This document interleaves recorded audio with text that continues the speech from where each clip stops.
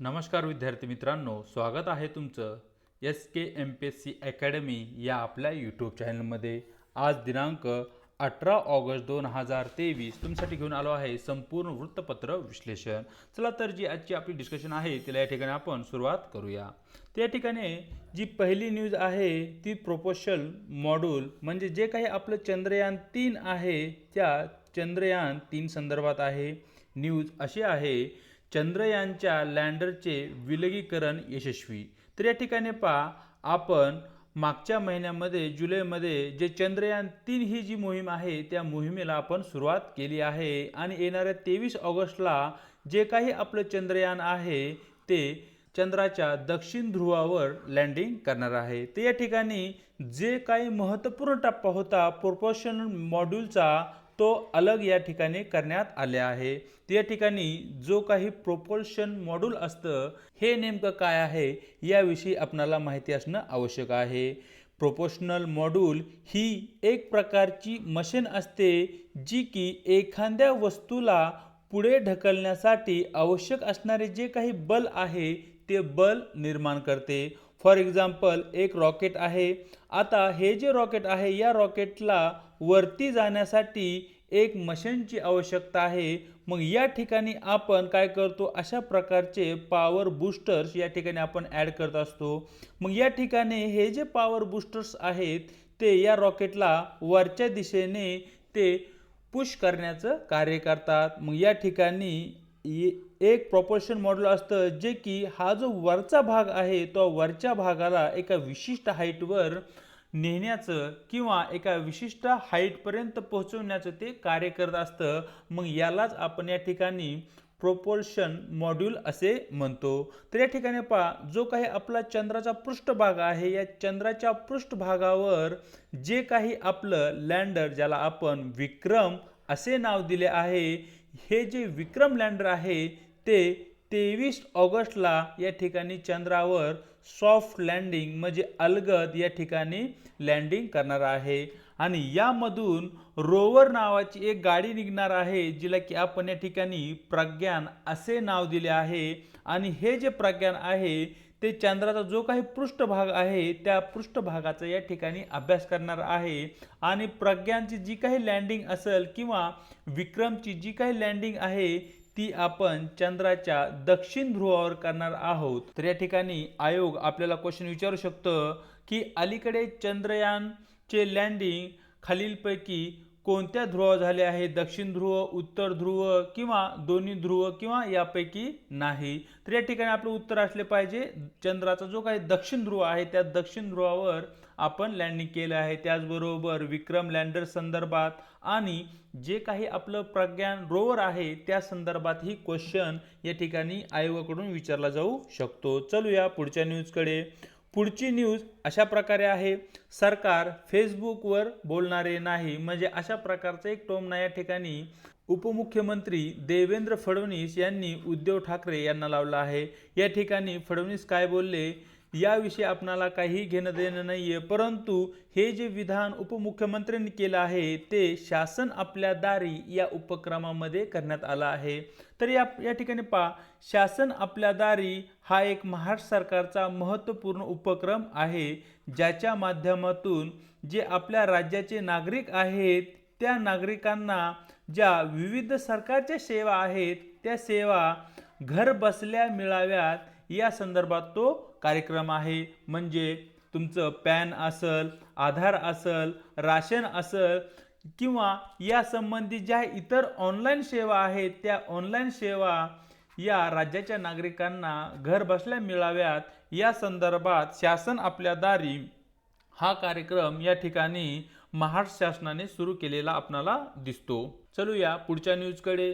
पुढची news in depth मध्ये आपण पाहणार आहोत जी की विंध्यागिरी हे जे लढाऊ जहाज आहे त्या जहाजा संदर्भात आहे। न्यूज अशी आहे पहा, विंध्यागिरीचे जल अवतरण आत्मनिर्भर भारतचे प्रतीक राष्ट्रपतींनी अशा प्रकारच्या ठिकाणी विधान केलेले आहे।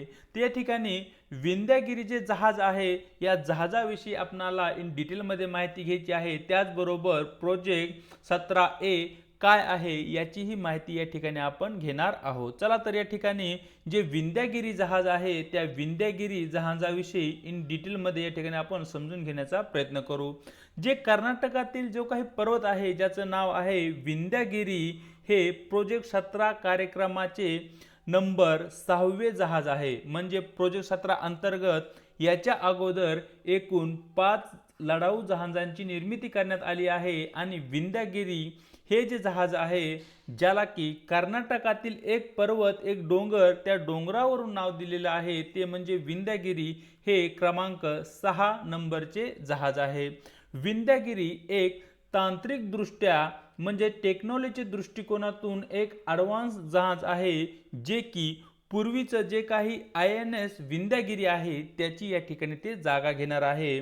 जी काही जुने विंध्यागिरी INS होते किंवा लढाऊ जहाज होते ते 1981 ते जून 2012 असे तब्बल 31 वर्ष ते भारतीय नौदलात कार्यरत होते आणि या ठिकाणी आता ते रिटायर झालेले आहे। आणि जे काही नवीन आपण विंध्यागिरी जहाज बनवले आहे ते स्वदेशी बनावटीचे आहे। म्हणजे जास्तीत जास्त जे काही कंपोनंट आहेत इक्विपमेंट आहेत ते आपण स्वदेशातच निर्माण केले आहेत आणि त्याचाच वापर या ठिकाणी आपण विंध्यागिरी हे लढाऊ जहाज निर्माण करताना या ठिकाणी आपण केलेला आहे।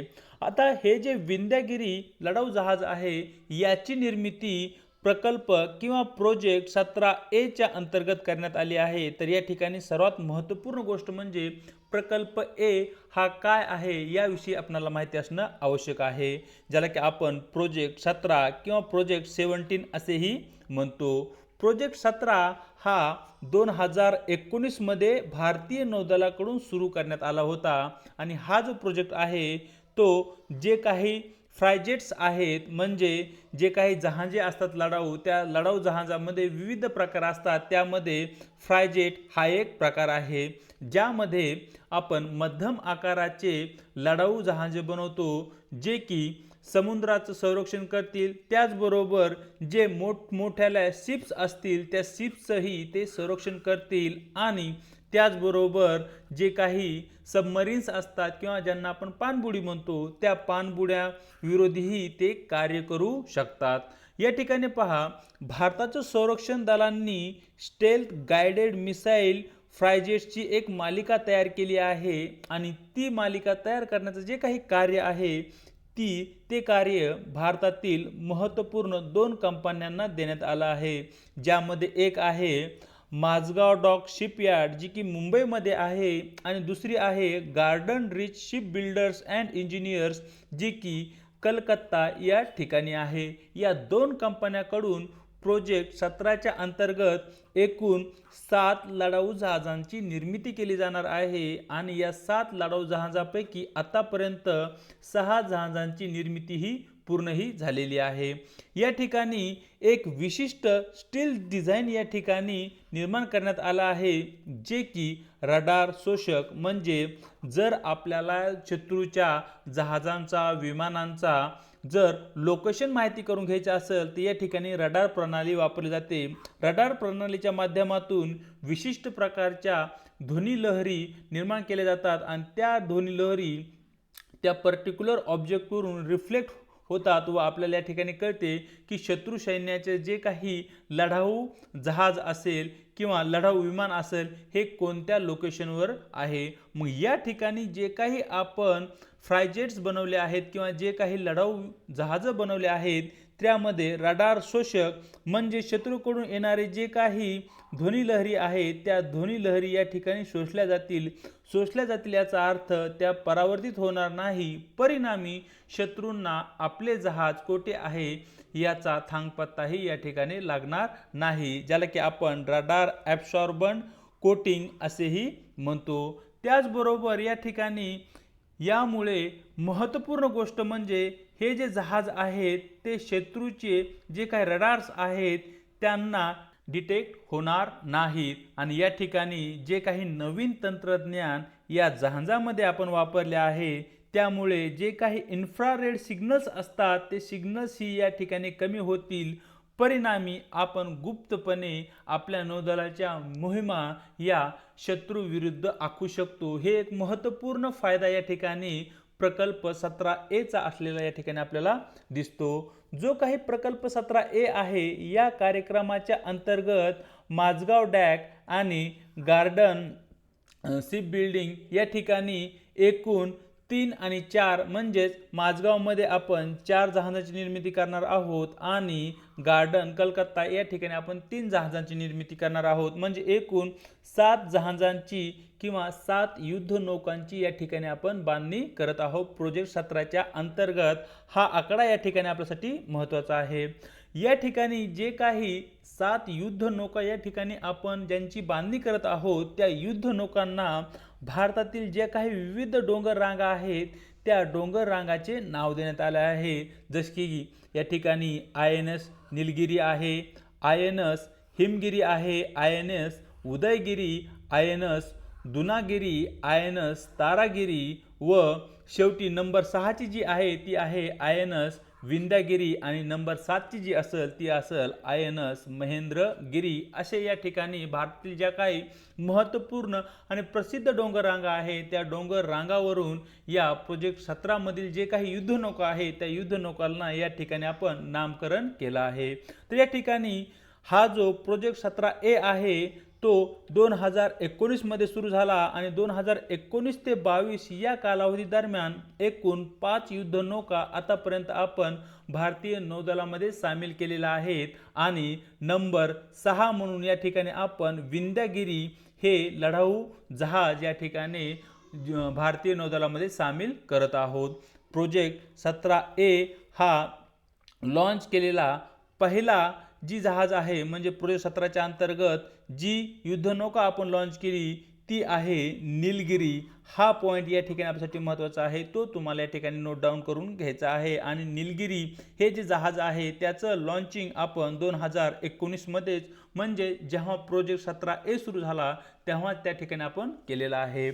प्रोजेक्ट 17A हे जे जहाज आहे त्या जहाजाची जी काही रचना आहे त्या जहाजाची जी काही डिझाईन आहे ती डिझाईन या ठिकाणी भारतीय नौदलाच्या युद्ध नौका डिझाईन ब्युरोने म्हणजेच Indian navy warship design bureau कडून ती करण्यात आली आहे। म्हणजे भारतामध्ये त्याचं पूर्णच्या पूर्ण जे काही डिझाईन आहे ते बनवण्यात आले आहे आणि Indian navy warship design bureau ही भारतातील नौदलासंबंधी कार्य करणारी एक अग्रगणी किंवा एक शिखर संस्था आहे असे या ठिकाणी आपण म्हणू शकतो। भारताचे जे स्वप्न आहे भारताला संरक्षण क्षेत्रामध्ये आत्मनिर्भर बनवण्याचं आणि भारताला आत्मनिर्भर बनवण्यासाठी भारताने प्रकल्प 17A म्हणजे जो की जहाजासंबंधी आहे तो सुरू केला आहे। मग या ठिकाणी जी काही लढाऊ जहाजे आपण बनवणार आहोत त्या जहाजामध्ये जी काही उपकरणे असतील आणि जे काही विविध तंत्रज्ञान आहे त्या तंत्रज्ञानापैकी जवळपास 50% ऑर्डर्स या आपण स्वदेशी म्हणजे आपल्या देशातील ज्या काही कंपन्या आहेत त्या कंपन्यालाच या ठिकाणी आपण देणार आहोत। मग ज्यामध्ये आपण सूक्ष्म उद्योग असो, लघु उद्योग असो किंवा मध्यम उद्योगामध्ये इन शॉर्ट MSME या उद्योगामध्ये या ठिकाणी या ऑर्डर्स आपण देणार आहोत। म्हणजे या ठिकाणी भारताला संरक्षण क्षेत्रामध्ये संरक्षण साहित्य उत्पादनामध्ये आत्मनिर्भर करण्याच्या दृष्टिकोनातून हे एक महत्त्वपूर्ण पाऊल या ठिकाणी समजले जाते आहे। प्रोजेक्ट 17च्या अंतर्गत ज्या काही युद्ध नौका या ठिकाणी आपण निर्माण करत आहोत त्या युद्ध नौका या फ्रिगेट्स किंवा फ्रॅगेट्स या प्रकारातील आहेत। मग या ठिकाणी फ्रॅगेट्स म्हणजे काय याविषयी आपणाला माहिती असणं आवश्यक आहे। तर या ठिकाणी फ्रॅगेट्स म्हणजे ही एक प्रकारची युद्ध नौका असते जी की नौदलाच्या मालकीचे बरेचसे जे काही छोटे छोटे जहाज आहेत, छोटे छोटे जहाज म्हणजे ते आकाराने मोठे असतात परंतु इन कम्पेअर टू जे नौदलाकडे मोठ्या साईजचे जे काही जहाज आहेत त्या जहाजाशी जर आपण कम्पेअर केलं तर या ठिकाणी फ्रॅगेट्स हे जे जहाज आहेत ते छोटे असतात। ते छोटे असल्या कारणाने ते गतीमध्ये अतिशय जलद असतात आणि ते काय करतात जे इतर जहाज आहेत त्या इतर जहाजाचं ते संरक्षण करण्याचं कार्य करतात। एक प्रकारे असं म्हणू शकता की जी मोठी जहाजे असतात त्या मोठ्या जहाजांचं ते एक प्रकारे बॉडीगार्ड म्हणून कार्य करताना या ठिकाणी आपल्याला दिसतात। या ठिकाणी जे काही फ्रिगेट्स आहेत ते कोविडपेक्षा लहान असतात आणि डिस्ट्रॉयरपेक्षाही ते लहान असतात। या ठिकाणी कोविड्सपेक्षा ते आकाराने मोठे असतात आणि जे काही डिस्ट्रॉयर प्रकारचे जहाज असते त्यापेक्षा ते आकाराने लहान असतात। आणि फ्रायगेट्स या प्रकारचे जे काही जहाज असतात त्यांचं वजन साधारणतः 3000 ते 5000 टनाच्या दरम्यान असते आणि यामुळे ते चपळ आणि वेगाने त्यांच्या ज्या काही हालचाली आहेत त्या हालचाली ते करू शकतात। विशेष म्हणजे या ठिकाणी जे काही हवे हल्ले आणि पाणबुड्याकडून होणारे जे काही हल्ले आहेत याचं पूर्ण संरक्षण ते करू शकतात। एक फ्लीट असते म्हणजे एक खूप मोठे जहाज असते आणि या जहाजाच्या आसपास असंख्य किंवा मोठ्या प्रमाणावर छोटे छोटे शिप्स असतात।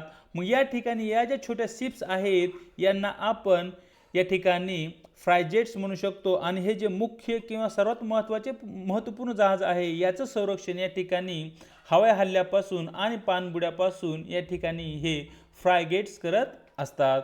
पुढे त्याचबरोबर यांचे जे कार्य आहे त्या कार्यामध्ये हे विविध मोहिमामध्ये गस्त घालण्याचेही कार्य करतात आणि त्याचबरोबर जी काही मोठमोठी जहाजे आहेत त्या मोठमोठ्या जहाजासोबतही ते प्रवास करत असतात, त्यांना संरक्षण देत असतात।